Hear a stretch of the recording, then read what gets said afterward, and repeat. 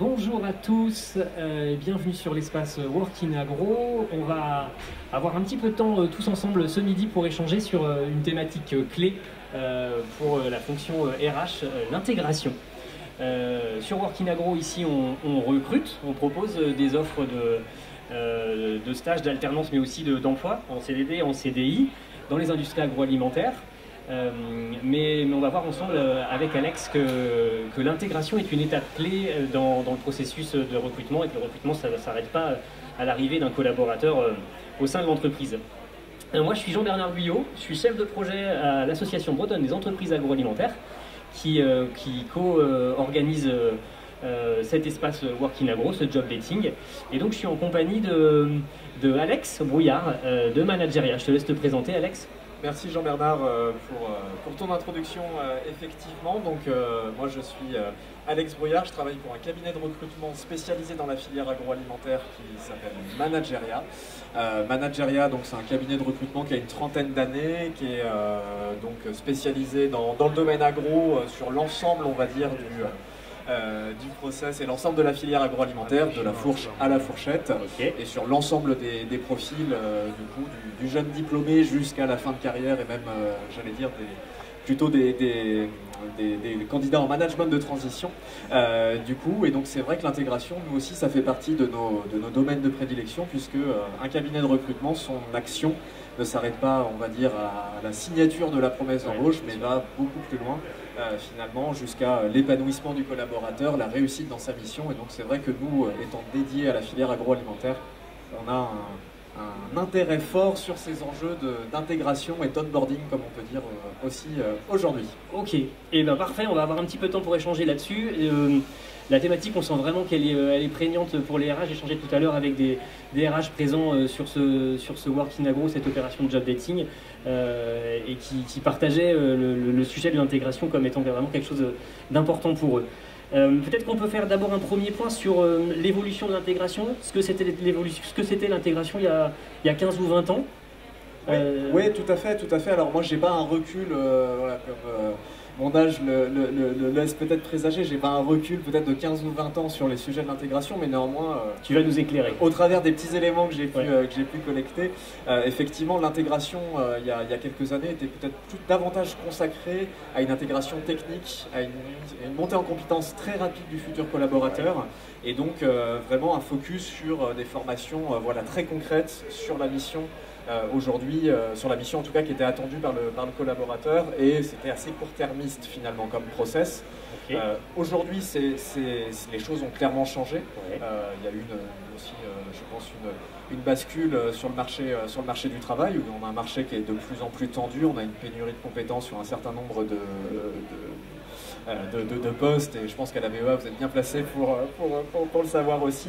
Et donc c'est vrai que le rapport un petit peu entre l'entreprise et le candidat s'est un petit peu inversé, et donc le processus d'intégration, d'onboarding doit véritablement favoriser la pérennité de la mission du candidat sur du long terme.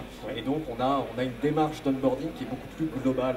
C'est ce que tu disais dans nos échanges de préparation, on est vraiment sur une globalité. Et effectivement, et c'est l'entreprise aujourd'hui qui doit attirer, qui doit conserver son talent. Finalement, c'est déjà très compliqué de le recruter, et l'enjeu aujourd'hui, c'est vraiment de le garder. Il y a une concurrence accrue sur tout type de poste, j'allais dire, entre les entreprises, et donc c'est vrai que les entreprises qui ont un processus d'onboarding ont tendance à quand même conserver leurs collaborateurs sur du long terme.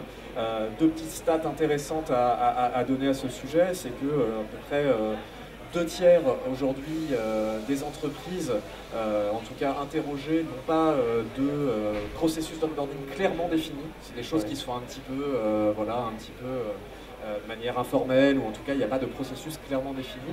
Et là où c'est d'autant plus important peut-être, c'est que dernièrement, sur les dernières stats, on considère que 2/3 des démissions ont lieu la première année de présence du collaborateur dans l'entreprise, quel que soit le niveau de poste. Donc il y a un vrai enjeu, il y a un vrai focus à faire sur justement ce temps de l'intégration, ce temps de l'embarquement du candidat dans l'entreprise. Mais c'est intéressant justement ce que tu dis sur ce que ça représente l'intégration, et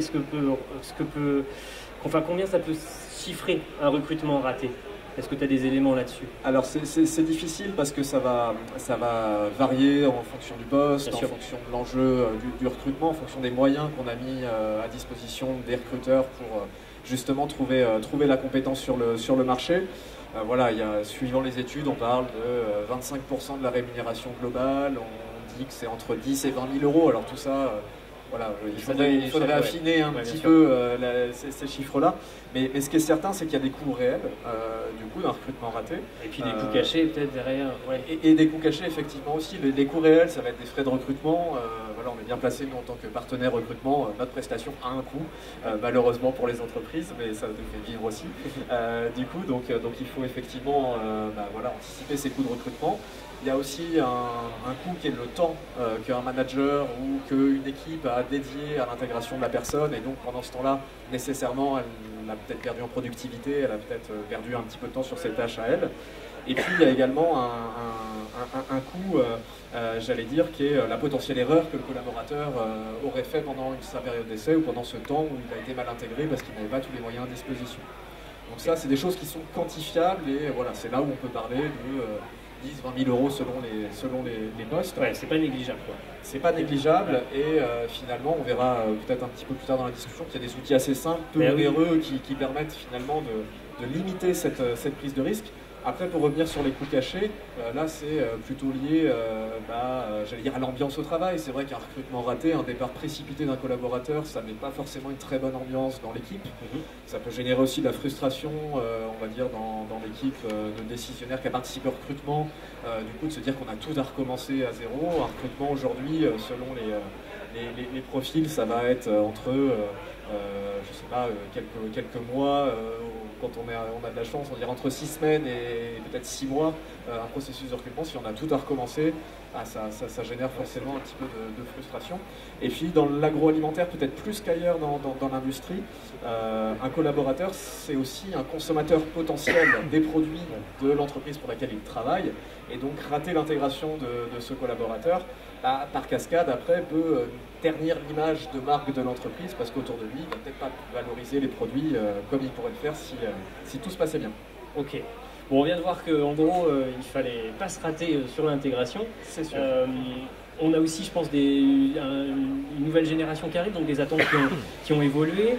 Qu'est-ce qu'on peut mettre en place aujourd'hui pour réussir ces intégrations de nouveaux collaborateurs dans une entreprise, de l'intérimaire jusqu'au top management? Qu'est-ce que vous avez comme Moi, j'avais défini quelques maîtres mots finalement dans cette démarche d'onboarding qui sont beaucoup de proximité, du coup, des lieux d'échange, et surtout de l'écoute, de la compréhension finalement des attentes des uns et des autres.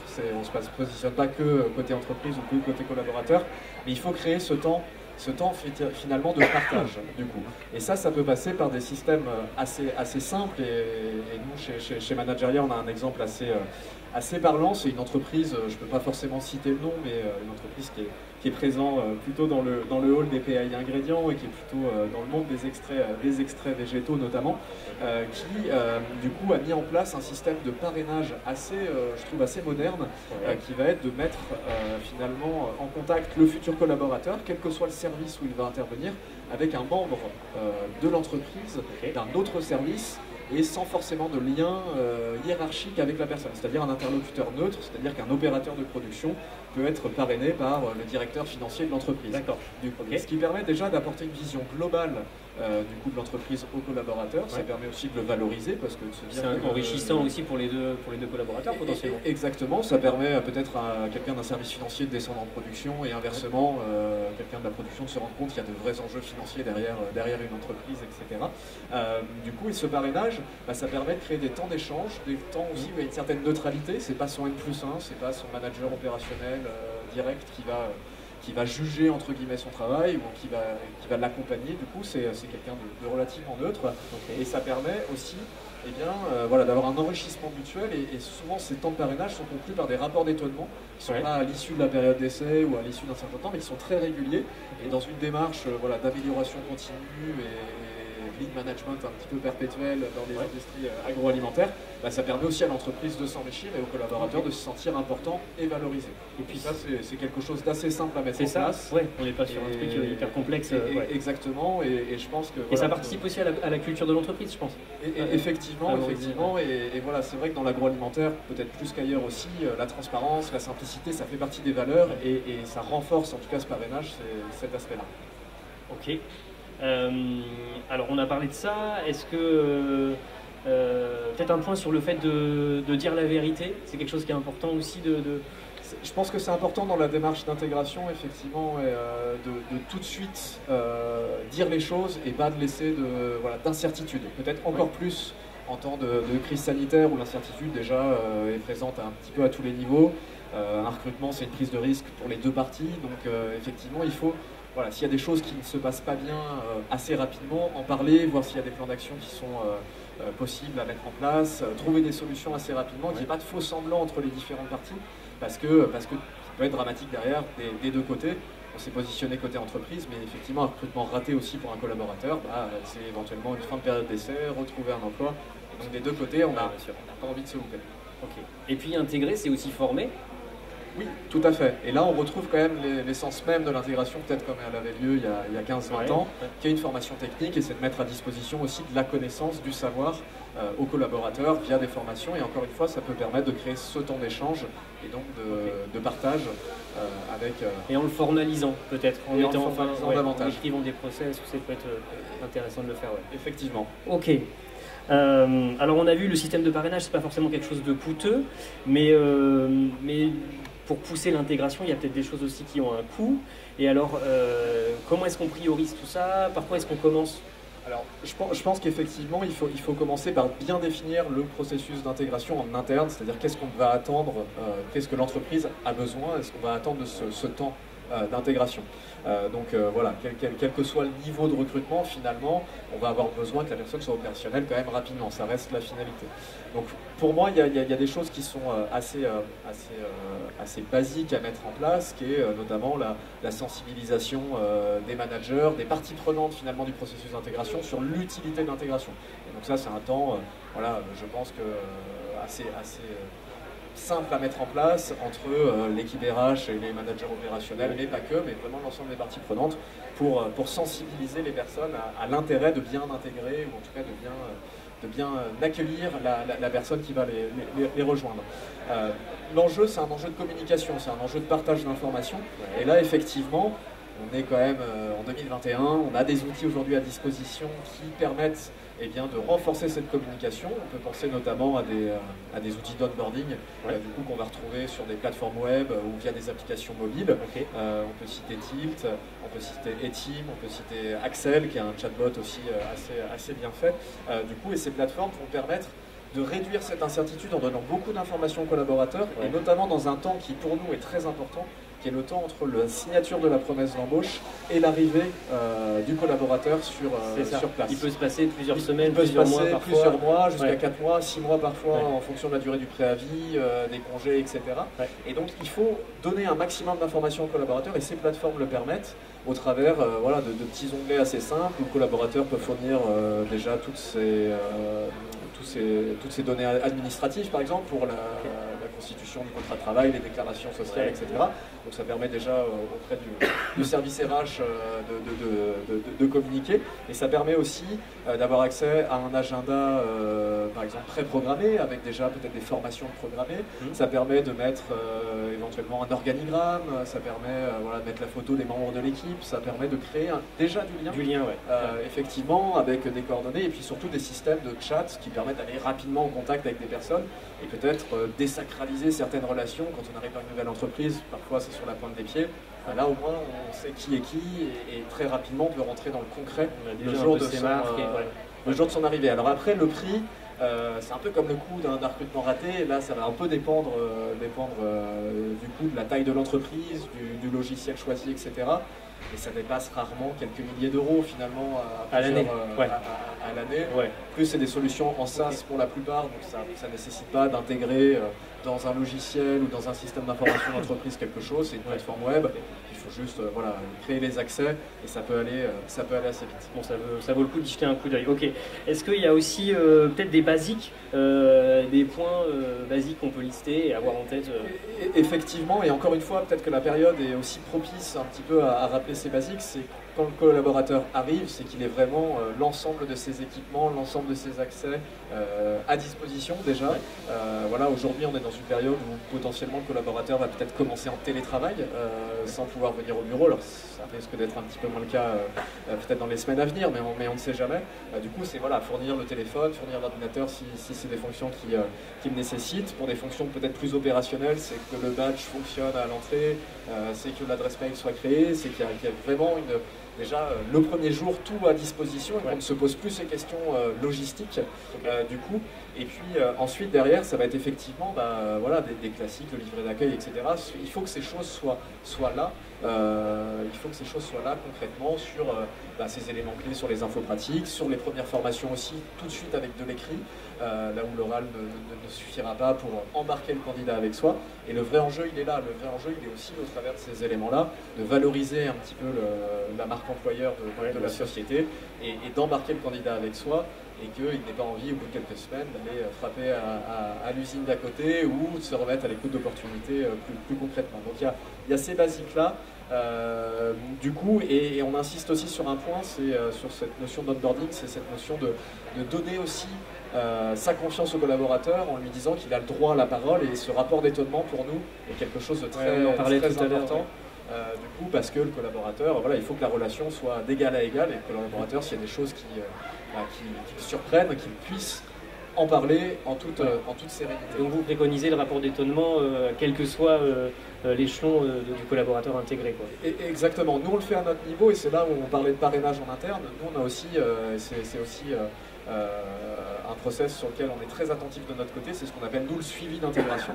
Et donc, pendant toute la durée, entre le moment où le candidat signe sa promesse d'embauche et généralement la finalisation de la période d'essai, voire même un peu plus pour des fonctions stratégiques, on va garder, nous, un lien neutre avec le collaborateur, et vraiment ce temps d'échange où le collaborateur va nous dire, avec ses mots, avec ses, voilà, peut-être parfois avec un peu plus de transparence ou de franchise que s'il en parle à son manager, mais du coup il va nous dire vraiment comment il ressent les choses. Et si nous on a des signaux d'alerte, ça nous permet en tant qu'interlocuteur neutre d'aller soulever le sujet en gardant beaucoup de nuances et en gardant voilà, l'optique que la relation, si elle doit s'améliorer, s'améliore, etc. Toujours dans l'intérêt de l'ensemble des parties, mais en tout cas on conserve ce lien pour que le collaborateur ait cette écoute et ce moment aussi où lui peut dire ce qu'il ressent. Ok, très clair, merci. Une dernière question peut-être sur la période qu'on a vécue, qu'on continue à vivre encore, la crise Covid, est-ce qu'elle a eu des impacts sur l'intégration ? Elle a eu des impacts parce qu'elle a renforcé le niveau d'incertitude, comme je disais tout à l'heure. Elle a renforcé l'incertitude chez tout le monde. L'entreprise, parfois, va mettre plus de temps à recruter, à finaliser un recrutement parce que son contexte financier est peut-être un peu plus incertain. Et le collaborateur, lui, va nécessairement prendre plus de temps pour valider un changement de poste, si ça implique un déménagement, que le conjoint, la conjointe doivent retrouver un emploi, etc. Donc nécessairement sur le processus de recrutement, ça a eu un impact, et donc sur la phase d'intégration aussi, évidemment, où le collaborateur va être d'autant plus attentif à ce que l'entreprise peut lui proposer. Et nous, c'est vrai qu'on le ressent au travers des questions qu'on peut nous poser en entretien concrètement. Voilà, on nous parle déjà de ce processus d'intégration dès les premiers contacts, pour être sûr que le candidat va être reçu dans de bonnes conditions et que cette prise de risque se limite au maximum. C'est ça le vrai enjeu aujourd'hui. Une question qui me vient aussi, c'est une période d'intégration. Tu estimes que ça court sur combien de temps ? Encore une fois, ma réponse va être, ça dépend un petit peu du poste. Si c'est un poste très opérationnel sur ligne, on va avoir besoin que la personne soit très rapidement opérationnelle. sur un poste, une création de poste, sur un poste de développement commercial, on va peut-être pas avoir des attentes tout de suite, par exemple sur le collaborateur, donc on va peut-être pouvoir prendre plus le temps d'accompagner la personne. Mais dans tous les cas, je pense que c'est pas une question de timing. Je pense qu'il y a, voilà, il y a des candidats aussi qui vont tout de suite s'intégrer dans l'entreprise, et d'autres, ça va prendre un petit peu plus de temps. Mais ce qui est important, c'est surtout voilà, la volonté qu'a l'entreprise de vouloir réussir ce processus et l'investissement qu'elle va pouvoir apporter aux candidats. Et c'est surtout ça qui va être important et qui va justement avoir tendance à réduire ce temps d'intégration aussi, parce que du coup les personnes seront plus rapidement à l'aise. Okay. Et un cabinet comme Manageria, pour le citer, puisque tu y travailles, ça peut vraiment aider sur l'intégration? Ça apporte je ne peux que répondre oui, mais effectivement, nous on a un vrai. Alors déjà, on travaille uniquement sur la filière agroalimentaire. Donc on va dire qu'on a un nombre d'entreprises partenaires qui est un peu plus réduit que certains cabinets généralistes. Et donc on a aussi un vrai attrait pour la filière. Et donc voilà, on est très vigilant à ce que les entreprises soient satisfaites des candidats qu'on peut accompagner, mais aussi on est très vigilant à ce que les candidats soient épanouis, parce qu'on travaille sur un marché peut-être un peu plus restreint. Okay. Donc on passe beaucoup de temps finalement à se mettre à la place des candidats et de se dire, nous, ce dont on aurait besoin pour être épanoui sur le poste qu'on présente. Et donc c'est vrai qu'on est très vigilant là-dessus. Et c'est pour ça qu'on a un suivi d'intégration qui est assez poussé, qui est assez formalisé. Je parlais de points téléphoniques, mais ça se matérialise aussi par des retours auprès du N+1, auprès des entreprises directement sur voilà, les ressentis, les retours écrits. Et on suit vraiment le candidat sur l'ensemble de ce processus, parce que ce candidat, finalement, on va peut-être le retrouver, nous, 10 ans plus tard, dans une autre entreprise. Voilà, ça sera peut-être devenu un client potentiel ou un partenaire potentiel. Donc on a tout intérêt à ce que ça se passe le mieux possible pour tout le monde. Donc c'est vrai qu'on est très vigilant, et au-delà de ça, notre métier, c'est quand même de trouver la belle opportunité pour le candidat. Et donc on y passe du temps avec grand plaisir. Ok. Merci pour cet échange, merci Alex, merci beaucoup. Merci Jean-Bernard. On va continuer, peut-être que, alors on a une audience avec nous ici de RH, de candidats. Est-ce qu'il y a des questions sur l'intégration? Est-ce que ça évoque des suggestions, des remarques peut-être, ou des... Oui, alors je vais me lever, je vais tenir le micro pour les questions. Bonjour, moi je me demandais comment...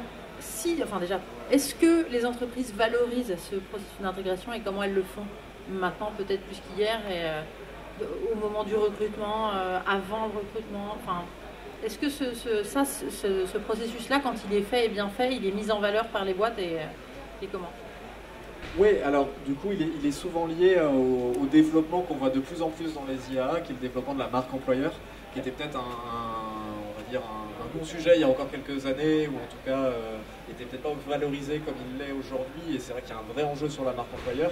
Et donc généralement les services RH aujourd'hui portent ce discours finalement sur le parcours d'intégration dès l'entretien.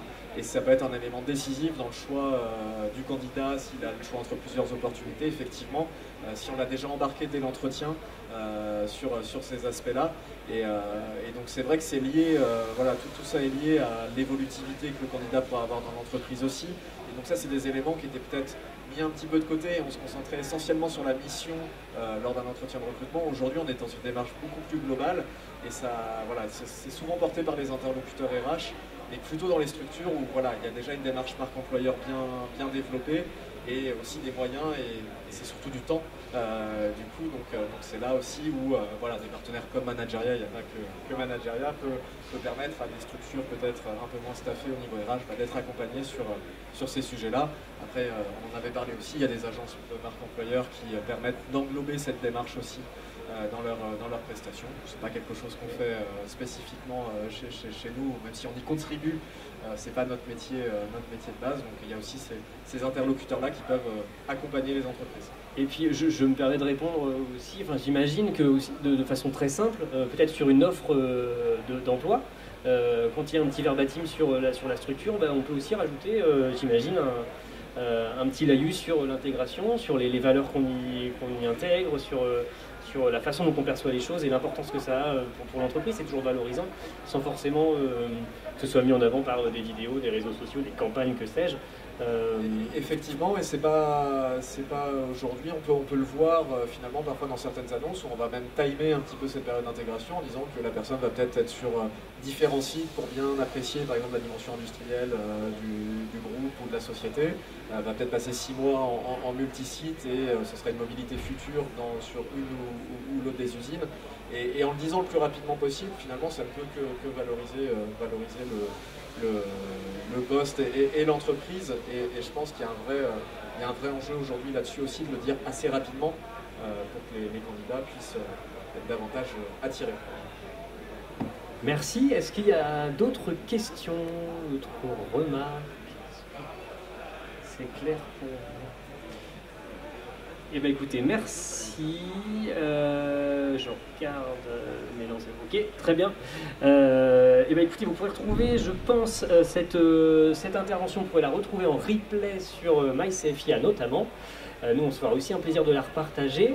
Et puis, je vais profiter d'avoir un petit peu de temps pour parler de Working Agro, puisqu'on est ici là, sur cet espace de job dating monté donc par le CFIA en collaboration avec l'IFRIA Ouest, avec Job Alim et puis avec l'ABEA que je représente. Cette opération, elle a lieu depuis plusieurs années maintenant. On profite en fait de ce bel événement qu'est le CFIA, ce rendez-vous annuel pour mettre en avant les perspectives et les offres d'emploi, des opportunités de carrière sur le Grand Ouest, en Bretagne mais pas que. On avait aussi des représentants de la Normandie ou des Pays de la Loire. On a cette année une 30aine d'entreprises, de tout secteur d'activité confondu, toute taille d'effectifs aussi, qui représentent bien la diversité de l'agroalimentaire et puis aussi la pluralité des offres. Que ce soit des offres en alternance, en stage, en CDD, en CDI. J'ai pu tout à l'heure échanger avec une jeune candidate en R&D qui a pu échanger très facilement avec des RH ici. Donc c'est vraiment un rendez-vous incontournable, à la fois pour les employeurs, pour mettre en avant leurs opportunités et puis aussi leur marque employeur, on en parlait tout à l'heure. Pourquoi pas mettre en avant leur processus d'intégration, et puis un rendez-vous aussi incontournable pour les candidats, qu'ils soient diplômés ou pas, jeunes ou moins jeunes. Voilà, on a vraiment tout type de profils qui sont passés aujourd'hui, et puis hier aussi, qui continueront à passer demain, de beaux échanges. Donc voilà, on aura une prochaine édition l'année prochaine où le Working Agro sera à nouveau reconduit, et puis cette année ça continue, on n'est que jeudi midi. Les RH sont encore là cet après-midi, donc si vous êtes de passage au Parc Exposition, n'hésitez pas à passer au hall 7 CB40 C41 de mémoire. C'est au hall 7, vous ne pouvez pas le manquer, et voilà, c'est un très bel espace, on vous invite vraiment à passer, venez jeter un œil. Il y a aussi les représentants des structures co-organisatrices qui sont là, l'IFRIA, Job Alim, ABEA pour les nommer à nouveau. Et puis voilà, je vous remercie tous pour ce temps d'échange. Merci encore Alex. Merci Jean-Bernard. Et merci à vous pour votre attention, et puis au plaisir de vous recroiser bientôt dans les allées du CFIA. Bonne fin de journée, à bientôt. Merci.